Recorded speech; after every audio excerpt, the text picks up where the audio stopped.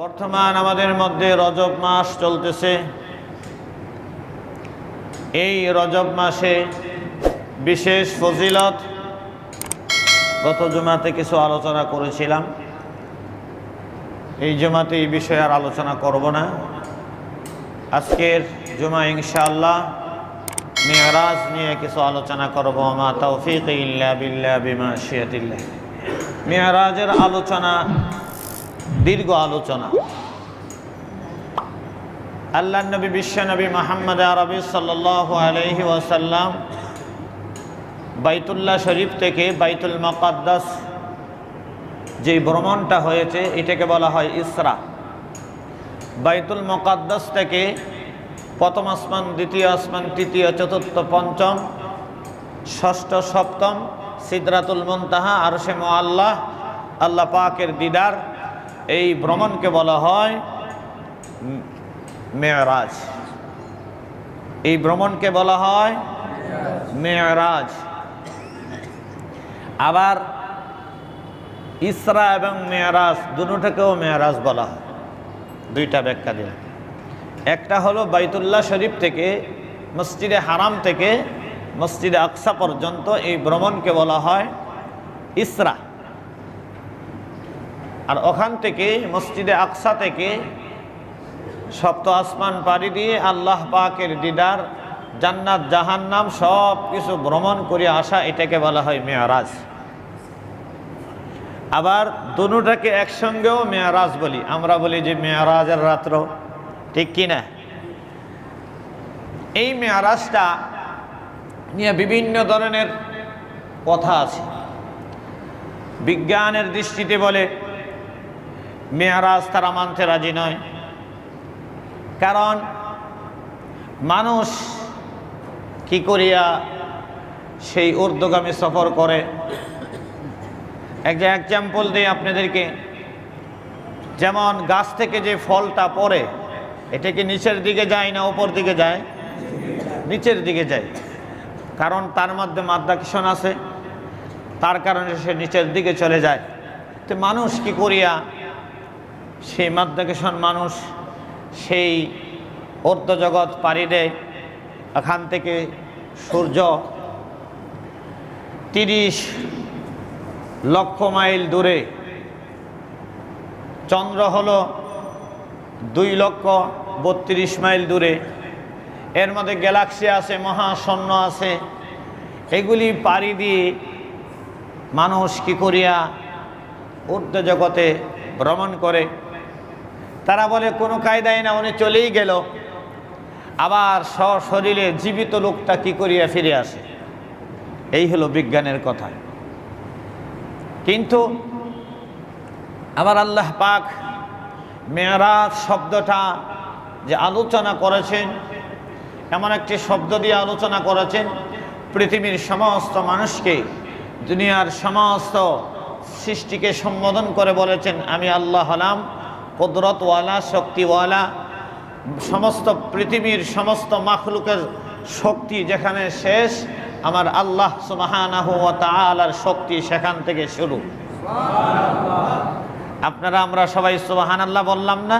আল্লাহ পাক নিজেও বলতেছেন সুবহানাল্লাযী আসরা বিআবদিহি লাইলাম মিনাল মাসজিদিল হারামি ইলাল মাসজিদিল আকসা الذي باركنا حوله لنريه من آياتنا إنه هو السميع البصير। সেই পবিত্র সত্তা যিনি পৃথিবীর সমস্ত শক্তি থেকে ঊর্ধ্বেদার শক্তি, পৃথিবীর সমস্ত অক্ষমতা থেকে যিনি সক্ষম, পৃথিবীর সমস্ত মানব দানব সবার যেখানে অক্ষমতা সেখানে তিনি সক্ষম। সেই মহান সত্তা তিনি বলেন সুবহান, আমি সমস্ত অক্ষমতা থেকে পবিত্র। কোন সুবহানাল্লাহ। আমি আমার সুবহানাল্লাযী আসরা, আসরা মানে ইসরা ভ্রমণ। আমি আমার বন্ধু মুহাম্মদ সাল্লাল্লাহু আলাইহি সাল্লামকে মসজিদে হারাম থেকে মসজিদে আকসা পর্যন্ত নিয়ে গেলাম। কোন সুবহানাল্লাহ। মসজিদে হারাম এবং মসজিদে আকসা এই দূরত্বের মধ্যে বারাকনা হাওলাহু, তার আশেপাশে অনেক আমার নিদর্শন রয়েছে, নিয়ামত রয়েছে, কুদরত রয়েছে। আমি এগুলি আমার বন্ধুকে পরিদর্শন করাইছি। কোন সুবহানাল্লাহ। ইন্নাহু হুয়াস সামিউল বাসীর, সে আল্লাহ তিনি শুননেওয়ালা এবং তিনি দেখনেওয়ালা। আল্লাহ পাক বলেন, ও দুনিয়াবাসী, আমার নবীর মেরাজ নিয়ে তোমরা কি কথা বলো তাও আমি আল্লাহ শুনি। তোমরা আমার নবীর মেরাজ নিয়ে কি ষড়যন্ত্র করো তাও আমি দেখি। তোমাদের সমস্ত ষড়যন্ত্র থেকে, তোমাদের সমস্ত অক্ষমতা থেকে আমি আল্লাহ পবিত্র। সুবহানাল্লাহ। এবার আসুন, নবীজির মেরাজটা কি সশরীরে হয়েছে না ঘুমন্ত অবস্থায় হয়েছে? অনেকে বলে নবীজির মেরাজ হয়েছে ঘুমন্ত অবস্থায়। আমি তাদের কাছে প্রশ্ন রাখতে চাই, স্বপ্ন যুগে ঘুমন্ত অবস্থায় মানে স্বপ্নে যুগে, স্বপ্নে যুগে তো মানুষ আকাশে উড়ে ইউরোপ আমেরিকা চলে যায়, ঠিক না বেঠিক? অথচ দেখা যায় কুরের ঘরের মধ্যে শোয়া অবস্থায় আছে, সে স্বপ্নে দেখলো ডোনাল্ড ট্রাম্পের মেয়ের বিয়া করছে। এরকম হয় কি হয় না? হয় কি হয় না? আবার দেখলো আটলান্টিক মহাসাগরে ঘুরে বেড়ায়, অথচ জীবনে আটলান্টিক মহাসাগর দেখে না। স্বপ্নে তা হয় কি হয় না? যা বাস্তবতা একেবারেই অসম্ভব তা স্বপ্নে মানুষ সম্ভব হয়, ঠিক না বেঠিক? স্বপ্নে দেখতেছে, সে কি বলতেছে, মুন্সিগঞ্জের ভালো ভালো মিষ্টি খাইতেছে। এখন দিল শীতের দিন, দেখা যায় না না মুন্সিগঞ্জের মিষ্টি না, ঘুম ভেঙে গেছে, দেখা যায় ওই যে কম্বল বলেন অথবা লেপ বলেন, লেপের তুলাগুলি মুখের মধ্যে নিয়ে চাবাইতেছে, ঠিক না বেটি?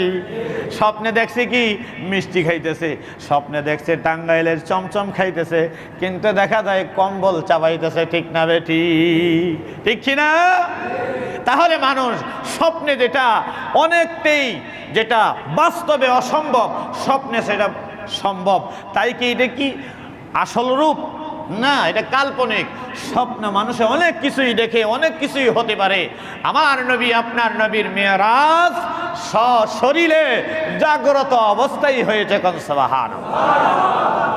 জাগ্রত না হলে তো এত কিলোকাল হওয়ার কোনো কথা ছিল? আল্লাহর নবী, বিশ্ব নবী কেন মেরাজ করালেন আল্লাহ পাক? আদম নবী আলাইহিস সালাতু ওয়াস সালাম থেকে ঈসা আলাইহিস সালাতু ওয়াস সালাম পর্যন্ত আল্লাহ পাক লক্ষ লক্ষ নবী দুনিয়াতে প্রেরণ করেছেন। কোন নবীকে আল্লাহ পাক এই পৃথিবী থেকে ঊর্ধ্বগামী ভ্রমণ করায় নাই। একমাত্র বিশ্ব নবীকে কেন করাইছে তার বিভিন্ন কারণ আছে। কয়েকটি কারণ আপনাদের সামনে বলবো। এক নম্বর হলো, ও নবী, আমার শরীয়ত, আমার দিন শরীয়ত ইসলামটাকে আপনার মাধ্যমে আমি আল্লাহ পরিপূর্ণ করে দিলাম। কোন সুবহানাল্লাহ। আল-ইয়াউমা আকমালতু লাকুম দীনাকুম ওয়া আতমামতু আলাইকুম নি'মাতি ওয়া রাদিতু লাকুমুল ইসলাম দীনা। হে নবী, আমি দিন ইসলামকে ইসলাম ধর্ম হিসাবে মনোনীত করে নিলাম, পছন্দ করে নিলাম, নির্বাচিত করে নিলাম, আর ইসলাম ধর্মটাকে পরিপূর্ণ করে দিলাম। এই ইসলাম ধর্ম মতে যারা জীবন ব্যবস্থা করবে, যারা জীবন চালাইবে, তাদের জীবন সফলতা, তাদের দেশ সফল হবে। তারাই হবে মধ্য আয়ের নয়, সারা পৃথিবীর মধ্যে তারাই হবে শ্রেষ্ঠ জাতি। কোরআন মতো, ইসলাম মতো দেশ চললে, ইসলাম মতো নিজে চললে সমাজের মধ্যে কোনো মারামারি কাটাকাটি থাকবে না, হিংসা বিদ্বেষ থাকবে না, জুলুম থাকবে না, চুরি জিনা ব্যভিচার চাঁদাবাজি থাকবে না। থাকবে? থাকবে না। এজন্য আমার নবী, আপনার নবীকে আল্লাহ পাক মেরাজ করাইছে। ও নবী, বিগত নবীদের শরীয়তকে, ইসলামকে আমি আল্লাহ পরিপূর্ণ করে দেই নাই। আপনার ইসলামকে, আপনার শরীয়তকে আমি আল্লাহ আল্লাহ পাক পরিপূর্ণ করে দিলাম। অতএব ইসলাম মতো চললে কি হবে, তার ফলাফল কি জান্নাত। এই জান্নাতটাকে বাস্তবে আপনাকে দেখার জন্য আমি মেরাজ করাইছি। নচেত জিহাদের মতো এত বড় বিধান আল্লাহ পাক ওহির মাধ্যমে দিলেন, হজের মতো বিধান হজের ওহির মাধ্যমে দিলেন, আরো বড় বড় বিধান আল্লাহ পাক কি বলেন ওহির মাধ্যমে দিলেন। শুধু খালি মেরাজ করাইছে নামাজ দেওয়ার জন্য না, না, সব কিছু আল্লাহ পাক নবীকে সশরীরে জাগ্রত ভাবে আল্লাহ পাক পরিদর্শন করায়া দুনিয়াতে পাঠাইছে। যাও আমার উম্মতের, আমার বন্দার কাছে, আপনার উম্মতের কাছে খোলাখুলি বলে বর্ণনা করে দেন, যারা ইসলাম মতে চলবে, যারা দ্বীন মতে চলবে, তারাই হবে এই যে জান্নাত আপনি দেখে গেছেন, এই জান্নাতের নাচ নিয়ামত, হুর গিলমান, আরামায় সফলতা সব কিছু আপনি নবী পরিদর্শন করে যান। আর যারা ইসলামের বিরোধিতা করবে, কোরআনের বিরোধিতা করবে, তাদের কি পরিণতি হবে, জাহান্নামটাও ভালো কইরা দেখা যা না, পুড়ে গেল, মাটিতে পচে গেল, আর সৃষ্টি হবে না, এরকম নাকি?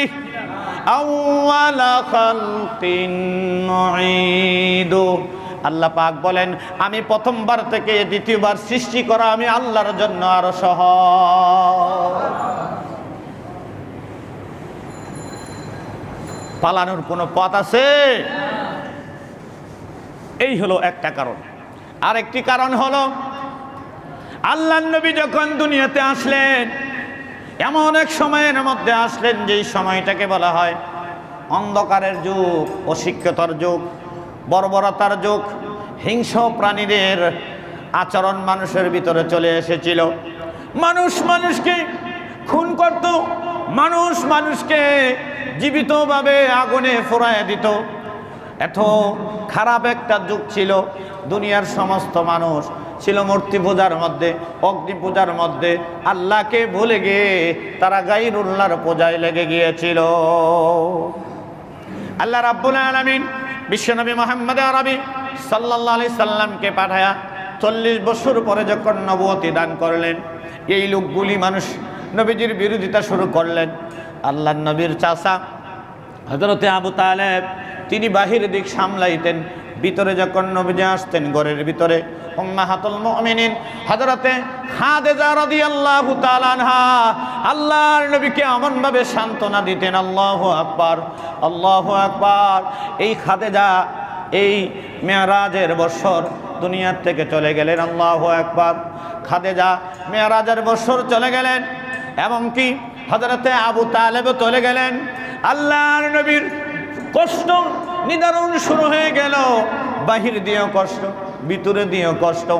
এই বছরেই নবীজি তায়েব গেলেন তায়েববাসীকে দাওয়াত দেওয়ার জন্য। দেখা যায় তায়েব থেকেও নবীজি রক্তাক্ত হয়ে আসলেন, মনক্ষুণ্ণ অবস্থায়। এমনকি নবীজি এবং নবীজির সাহাবীদেরকে বিভিন্ন ধরনের কষ্ট তারা দেওয়া শুরু করলো।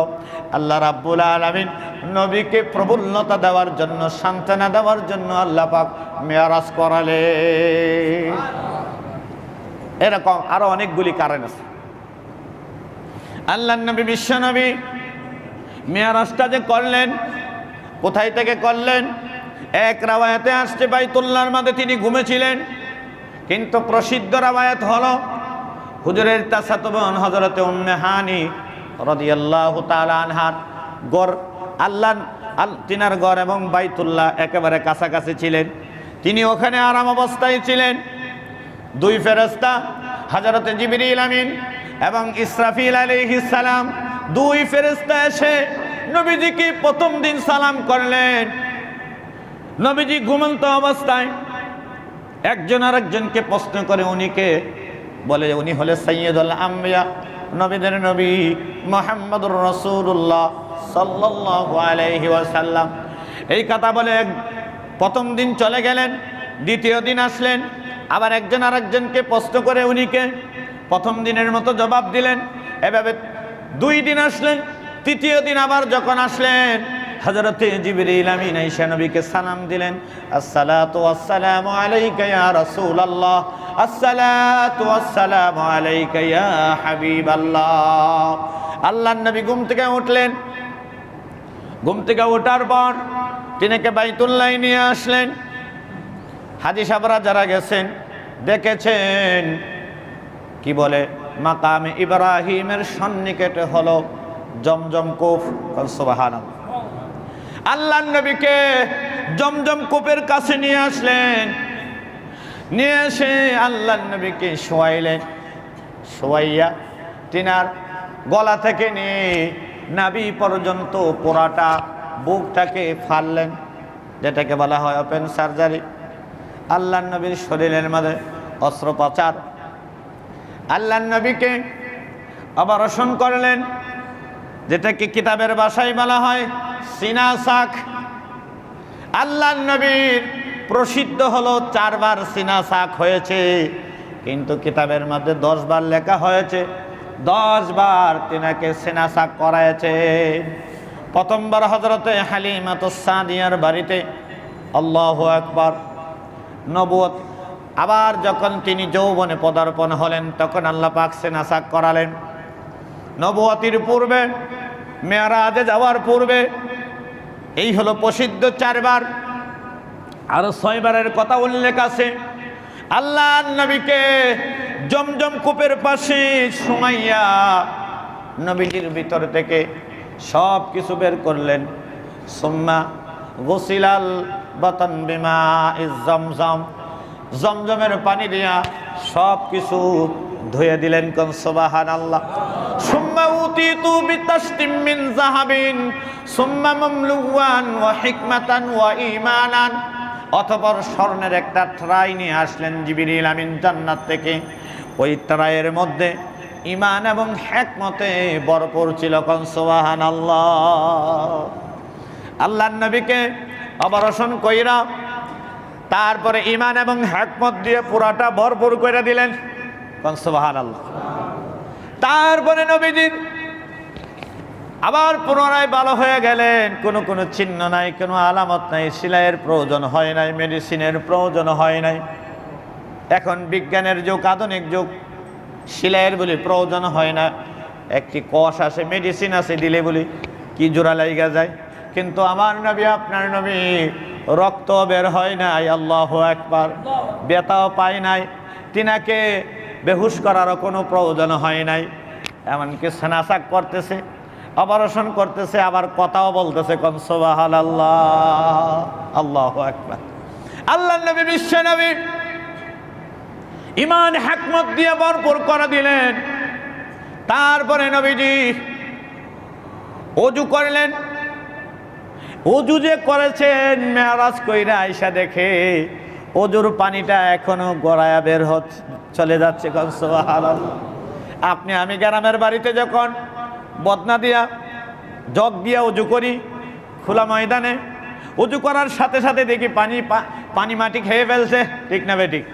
কিন্তু আমার নবী, আপনার নবী বাইতুল মুকাদ্দাস গেলেন, প্রথম আসমান, সপ্তম আসমান, সব কিছু পাড়ি দিয়া আয়েশা দেখেন ওযুর পানিটা এখনো গড়াচ্ছে।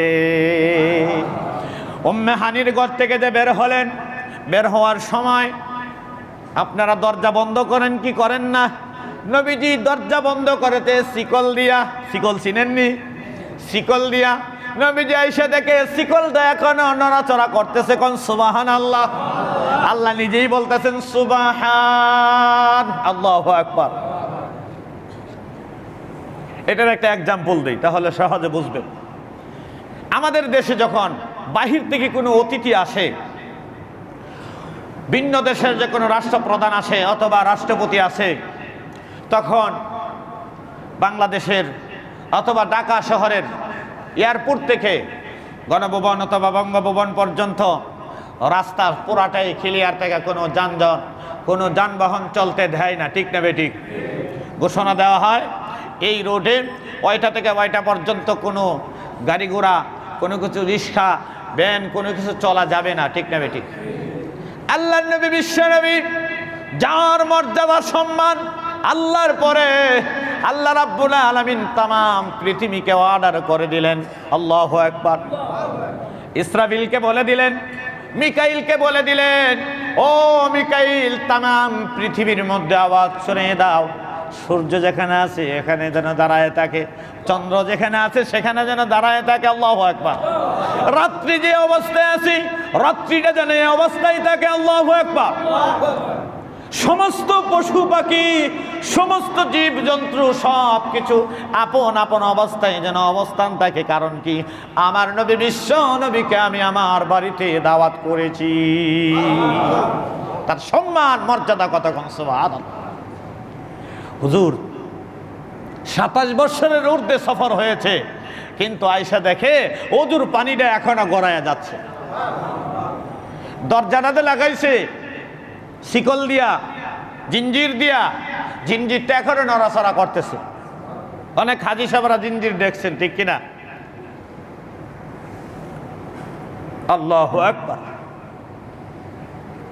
আল্লাহ নবীকে নবী আলাইহিস সালাম 2 রাকাত নামাজ পড়লেন, তারপরে একটি সুম্মা উতিতু বিদাব্বাতিন, একটি সোয়ারি নিয়ে আসলেন। এটা দুনাল বাগল ফাওকাল হিমার, খচ্চর থেকে ছোট, গাদা থেকে বড়, এমন একটা সোয়ারি নিয়ে আসলেন। আবিয়াজুন, তার কালারটা হলো সাদা, তার নাম হলো ইউকালু লাহুল বুরাক। সুবহানাল্লাহ। তার নাম কি? বুরাক। আমরা একটা বানাইছি, ঠিক না? বুরাকের ছবি আপনারা দেখছেন না? কত বড় অবান্তর কথা, কত বড় গাঁজাগুড়ি কথা। বুরাক বানাইছে, পাকা দিছে, চেহারাটা বানাইছে মহিলার মতো, চুল দিছে, আছে না? হ্যাঁ, আছে কি নাই? নিচে লেখছে হাযা বুরাকুন নবী সাল্লাল্লাহু আলাইহি ওয়াসাল্লাম, নাউযুবিল্লাহ। আবার মুসলমানেরা টাকা দিয়ে কিনে এই বুরাককে ঘরের ভিতরে রাখে বরকতের জন্য, নাউযুবিল্লাহ। অথচ হাদিস শরীফে আসছে যেই ঘরের মধ্যে তাসবির থাকে, পটু থাকে, জীবজন্তুর, সেই ঘরে রহমতের ফেরেশতা প্রবেশ করে না। আর আমার মুসলমানেরা রসুলের আশেক দাবি করে, রসুলের প্রেম ভালোবাসা দেখায়। বুরাককে আমার দেশে হাবিজাবি বুরাক বানাইছে, মহিলার আকৃতি দিয়া, চুল দিয়া, আবার পাকাও দিছে। এই বুরাককে, এই বুরাকের ছবিকে ঘরের ভিতরে বরকতান রাখে, নাউযুবিল্লাহ। আরো রাখবেন না বের করে দিবেন? বুরাক রাখেন। আবার বের হয়েছে, আমি একজনকে জিজ্ঞাসা করছিলাম এই 2টা ছবি কার? কয়েকটা হলো বেলালের আর একটা হলো ফাতেমার, নাউযুবিল্লাহ। তাদের একটা কোনো ব্লাড সম্পর্ক নাই, আছে রক্ত সম্পর্ক? কেমনে হবে? হযরত বেলালের বাড়ি হলো হাফসা, ফাতেমা রাদিয়াল্লাহু তাআলার বাড়ি মক্কা, রসুলের মেয়ে, ঠিক কিনা? দুইজনের একসাথে বসাইছে, দেখছেন না? একটা মেয়ে একটা ছেলে, খুব সুন্দর ফুটপরি চেহারা। জিজ্ঞাসা করলাম এটা কি? এটা হলো বেলাল আর এটা হলো ফাতেমা, নাউযুবিল্লাহ। আমি কই আপনি দেখছেন? হুজুর আমি জানি না, আমি কিনে আনছি, বিক্রি করি। তুমিও গুনাহগার হইবে, আর যে সাবাইছে হে সবচেয়ে আল্লাহ পাক এবং আল্লাহ রসুলের লানত প্রাপ্ত হবে, নাউযুবিল্লাহ। পর্দার আয়াত নাযিল হওয়ার পর বেলাল তো ফাতেমাকে দেখেই নাই, তাহলে এখানে বেলাল আর ফাতেমার ছবি আসবো কোথায়? তখন তো ছবির কোনো যুগই ছিল না, ক্যামেরা ছিল, আর্টিস্ট করতো। তাহলে এই ছবি এখন আসে কেমনে? এইগুলি মুসলমান ঘরের ভিতরে রাখে বরকতান, দোকানের মধ্যে রাখে খাজা বাবার ছবি, ফাতেমার ছবি, আলীর ছবি, ঠিক কিনা? এগুলি শিরিক। এগুলি কি চিল্লায় বলেন? শিরিক। কোরআন দোকানের মধ্যে বরকতের জন্য কোরআন তেলাওয়াত করবেন, অথবা কোরআনের কিছু ছাপ আছে, আয়াত আছে, এগুলি রাখলে দোকানে বরকত হয়, হাদিসে আছে। আপনি এই যে ছবিগুলি রাখলেন, হ্যাঁ, খাজা বাবার ছবিরে, হ্যাঁ, কি করে রোমা বিভিন্ন কাঁচা ফুল দিয়া মালা দিয়া সাজাইয়া খাজা বাবার কি বলে, কি রাখে? ছবি রাখে, নাউযুবিল্লাহ। এগুলি হারাম। ইদানিং এক বক্তাই বেদাতি এক মৌলবী টুপি মাথার দিছে, শিয়াদের টুপি, টুপির মধ্যে লেখা ইয়া আলী, ইয়া হুসাইন, ইয়া হাসান। দেখছেন কি দেখছেন না আপনারা ইউটিউবে? সে নিজে নতুন করে একটা গান গাইলো, এত বড় বাটপার ভণ্ড, এই আলেম তাদের থেকে দূরে থাকবেন। ঈমান নষ্টকারী সে বলতেছে আল্লাহর দন নবীরে দিয়া আল্লাহ গেল গায়েব হইয়া, নবীর দন খাজারে দিয়া খাজা নবী গেল গায়েব হইয়া। এমন আল্লাহর আমরা ইবাদত করি, ওনার দন আল্লাহরে নবীরে দিয়া উনি গায়েব হয়ে গেল। উনি এত অশক্তি, দুর্বল, উনি দুর্বল। এগুলি কুফরি কথা, এগুলি বললে ঈমান থাকবে না। এই বন্ড মৌলবীরা টাকার পাওয়ার আশায়, কারণ ওই মাহফিলগুলি করলে তো 1 লাখ টাকা দিবে, তাই না? কারণ ওরা তো মৌলবী ভাই না, ওয়াজ মৌলবী ভাবছে না খুঁজা। তখন ওই বন্ড এই তাহেরিরে দৈরে নিল। এই বন্ড, এদের থেকে দূরে থাকবেন। এলেম নাই, কালাম নাই, কত বড় কথা যে আল্লাহর দন নবীরে দিয়া আল্লাহ গেল গায়েব হইয়া, নবীর দন খাজারে দিয়া খাজা নবী গেল গায়েব হইয়া। খাজা শোয়া আছে আজমিরিতে, কেউ ফেরে না খালি হাতে। এটা শিরিক, কুফরি কথা। আকল দিয়ে চিন্তা করবেন। আজকে নবীর বিরুদ্ধে কথা বলে, আল্লাহর বিরুদ্ধে কথা বলে, আম্মাজানদের বিরুদ্ধে কথা বলে। আজকে আমার দেশের আদালতে নবীর আশেকদেরকে ফাঁসির হুকুম দিছে। 5 জনের মধ্যে 4 জনকে ফাঁসির রায় দিছে, আর 1 জনকে যাবজ্জীবন দিছে। আপনারা শোনেন নাই? পত্রপত্রিকায় দেখেন নাই?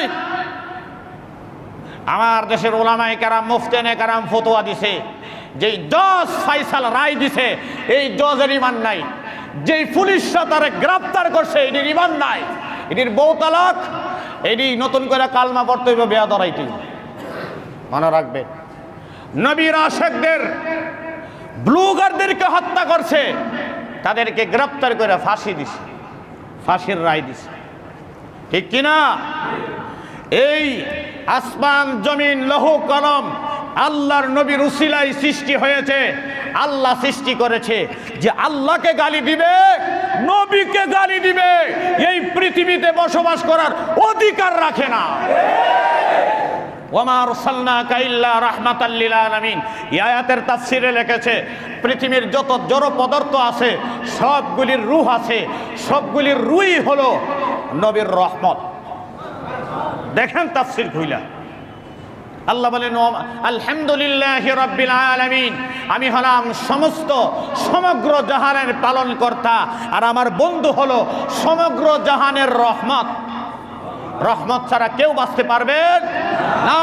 অতএব এই জমিনের মধ্যে যারা আল্লাহকে, নবীকে গালি দেয়, নবীর স্ত্রীদেরকে নিয়ে কটূক্তি, খারাপ মন্তব্য করে, এর মতো কুলাঙ্গা বেহায়াপনা এই জমিনে থাকার অধিকার নাই।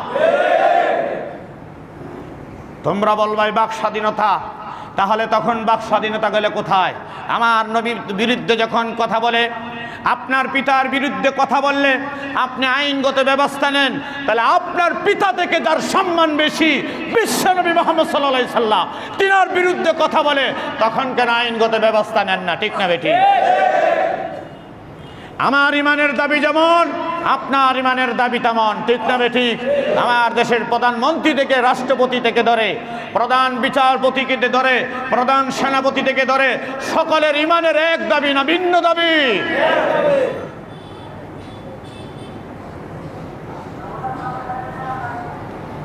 অতএব আমরা দোয়া করি এই নবীর প্রেমিকদেরকে যেন অনতিবিলম্বে নিঃশর্ত যেন মুক্তি দিয়ে দেয়। ঠিক না বেঠিক?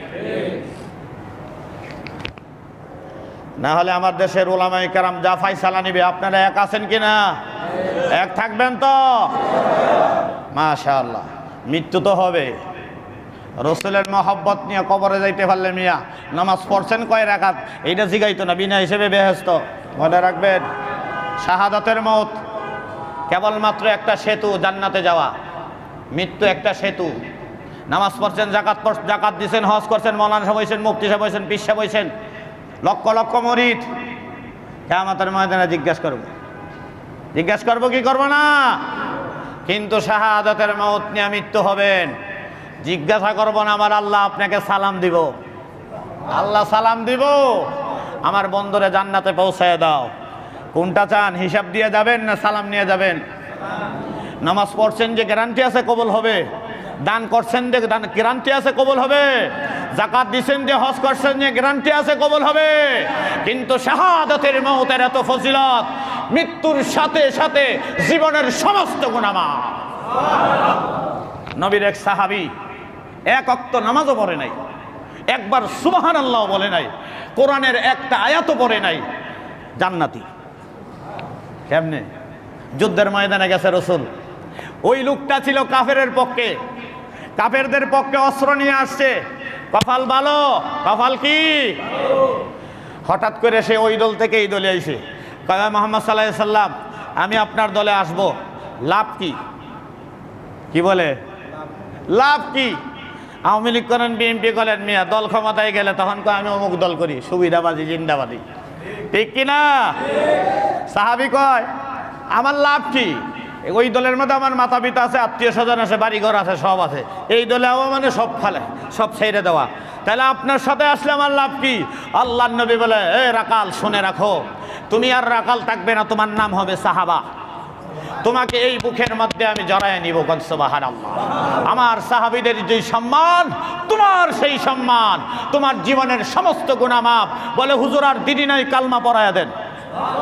কালমা পয়রা রসুলের পক্ষ নিয়ে তরবারি ছাড়াইলো, ওই সাহাবী যুদ্ধে শহীদ হয়ে গেল। কোন এক একটা নামাজ পড়তে পারছে না, যাকাত দিতে পারছে না, হজ করতে পারছে, কোরআন তেলাওয়াত করতে পারছে, কোনো আমল করে নাই। আল্লাহর নবী ঘোষণা দিয়েছে, ও আমার সাহাবীরা, তোমরা শহীদ হয়ে যে মর্যাদা পেয়েছো, আমার এই সাহাবী তেমন মর্যাদা পেয়েছে। আজকে সেই জিহাদকে তারা জঙ্গি বলে। জিহাদ আর জঙ্গি এক জিনিস নাই, ভিন্ন জিনিস।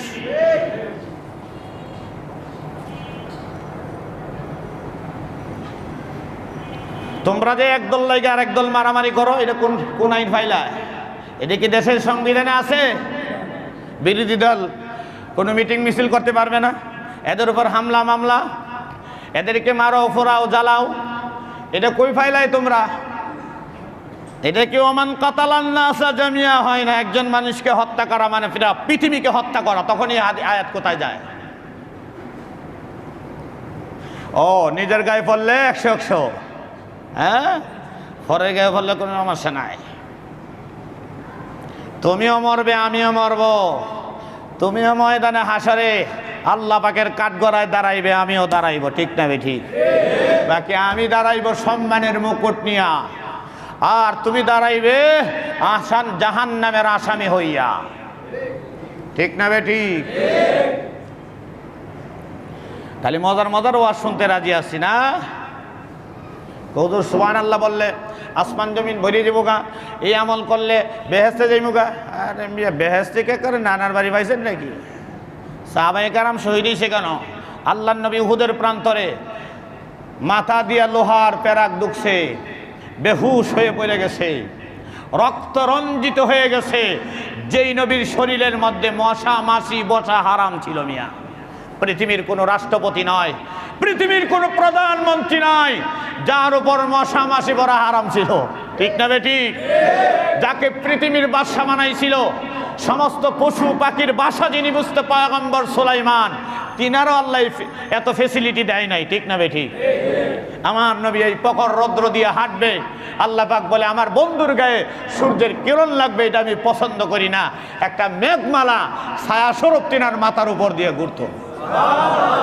সেই নবী রক্ত জড়াইছে এই দিনের জন্য। ইসলাম এত সহজ না। আবার বলে হুজুর আপনারা বদদুয়া করেন কেন? বলে কি বলে না? বলে কি বলে না? আজকে তারা জবাব নেন।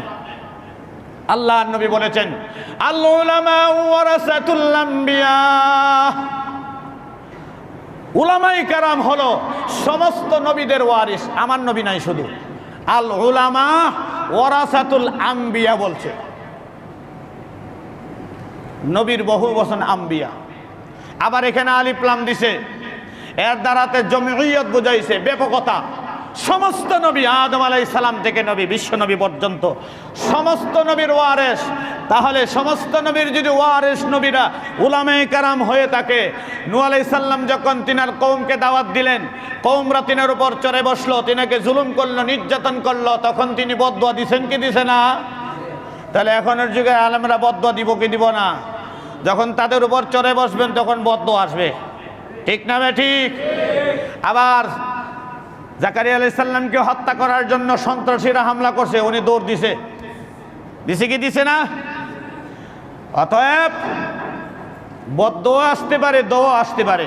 দোয়ার কাম করলে দোয়া আসবে, বদদোয়ার কাম করলে বদদোয়া আসবে।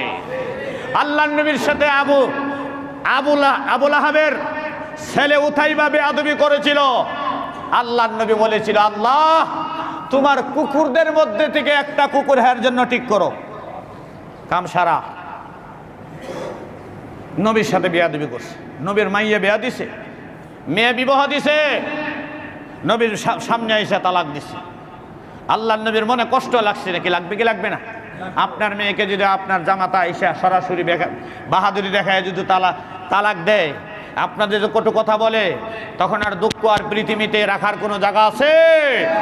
আল্লাহর নবীর সাথে এত দুর্ব্যবহার করলো, রসুলের জামাত টেনে ছিঁড়ে ফেললো।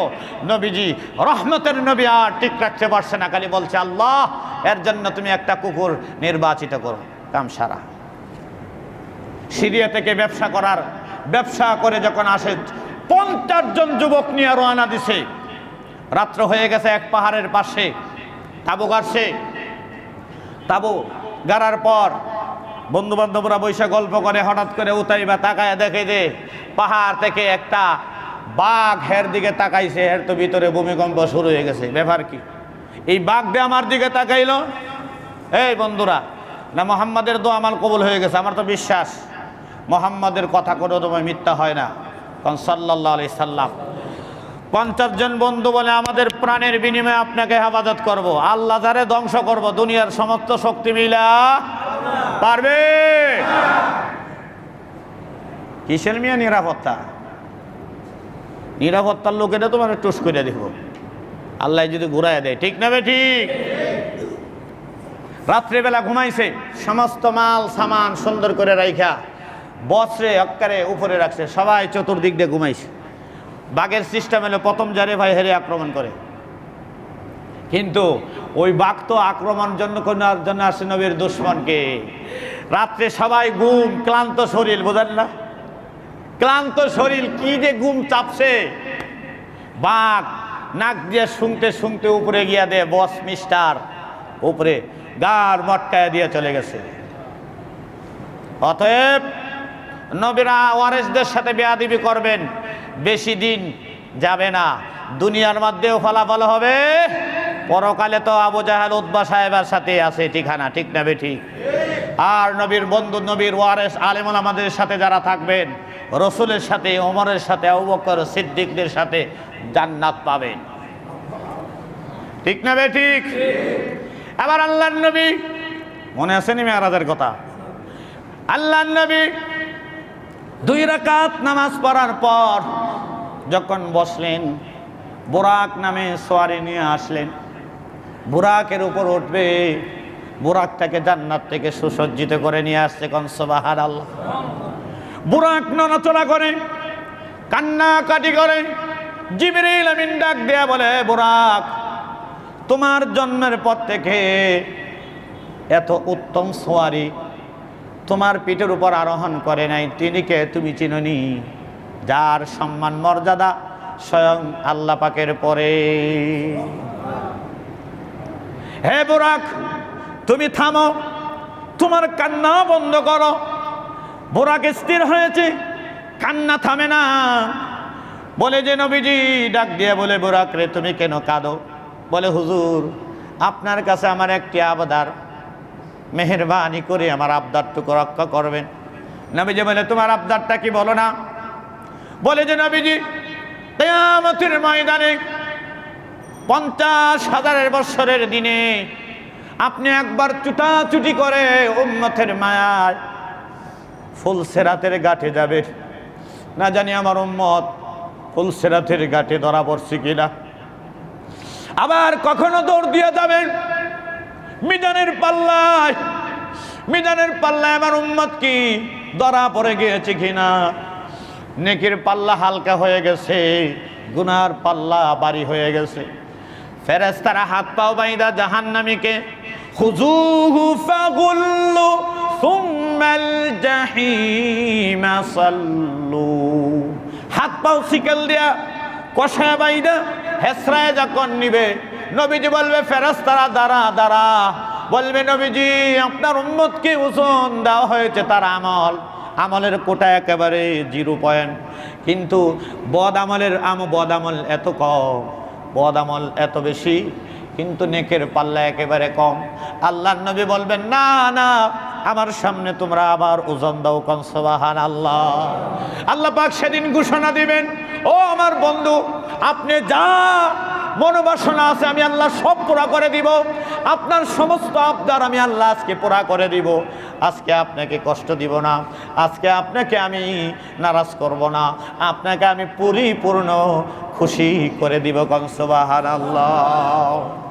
সেই সময় সমস্ত নবীরা ইয়া নফসি নফসি বলতে থাকবে, আর আমার নবী আপনার নবী, আপনার আমার মায়ায় হাসান কোথায় আছে, হুসাইন কোথায় আছে, আলী কোথায় আছে, ফাতেমা কোথায় আছে, জীবন সঙ্গী হযরতে আবু বকর কোথায় আছে চিন্তা করবে না, শুধু চিন্তা করবে আপনি আমার জন্য কোথায় জানি আমার উম্মতটা ধরা পড়ে গেছে।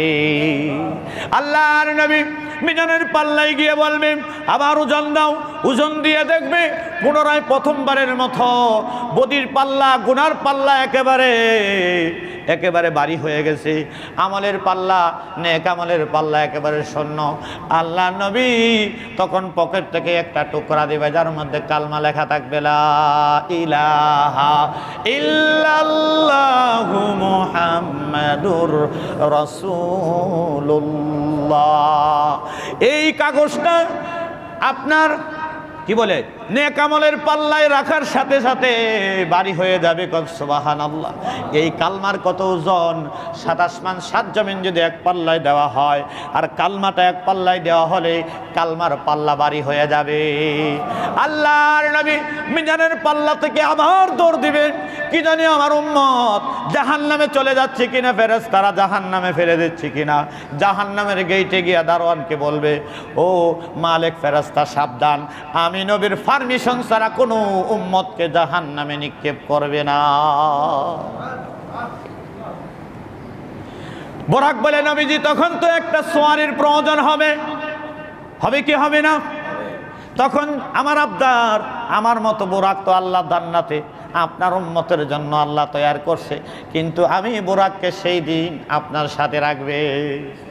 আল্লাহর নবী বলেন বুরাক তোমার কান্না থামাও, আল্লাহু আকবার। আল্লাহর নবী বললেন তোমার দরখাস্ত মঞ্জুর করলাম, তোমার আবদার আমি কবুল করলাম। কিয়ামতের ময়দানে আমি যখন দৌড়াদৌড়ি করবো আমার উম্মতের জন্য, হে বুরাক তোমাকে আমি স্মরণ করবো, কোন সুবহানাল্লাহ। আল্লাহর নবী বুরাকের উপর উঠলেন, এই বুরাকের গতি কত, আল্লাহু আকবার। তাফসীরের কিতাবে লিখেছে বুরাকের গতি হলো তার চোখের দৃষ্টি যেখানে গিয়া শেষ, সেখানে গিয়ে তার কদম, সেখানে গিয়া তার কি কদম, আল্লাহু আকবার। পৃথিবীর মধ্যে সর্বপ্রথম যেই রকেটটা তৈরি করেছিল, এই রকেটটা সেকেন্ডে 17 মাইল যেতে পারছে। কত মাইল? 17 মাইল। কিন্তু আমার আল্লাহ আমার নবীকে মেরাজ করাইছে বুরাক দিয়া। এই বুরাকের গতি কত, তার চোখের দৃষ্টি যেখানে গিয়ে আসে সেখানে গিয়া তার প্রথম কদম। আল্লাহ বলেন রাত্রের কিছু অংশ ব্যবহার করেছি, পুরা রাত্র না। লাইলাম মিনাল মসজিদিল লাইলান, এখানে একটা বাংলাতে বলা হয় একক শব্দ ব্যবহার করছে, যেটাকে বলা হয় নাকেরা। বাংলা হলো একক শব্দ। এত বোঝাচ্ছে রাত্র পুরাটাও নয়, অর্ধেকটাও নয়, কিছু অংশ। সুবহানাল্লাহ। নবীজি যখন বুরাকের উপর উঠল, কিন্তু শয়তান মুরব্বির বেশ দইরা সালাম দেয়। কি দেয়? সালাম দেয়। জিবরিল বলে নবী সামনে বাড়েন, কথা বলা যাবে না। নবীজি সামনে বাড়লেন। তিনি যখন রওনা শুরু করলেন, কিছুক্ষণ যাওয়ার পর দেখে কয়েকজন মানুষ যাচ্ছে, হুজুর সালাম দেন। এর মধ্যে পয়গম্বর মুসা আলাইহিস সালাম আছে। ওয়া আখির দাওয়ানা আলহামদুলিল্লাহি রাব্বিল আলামিন।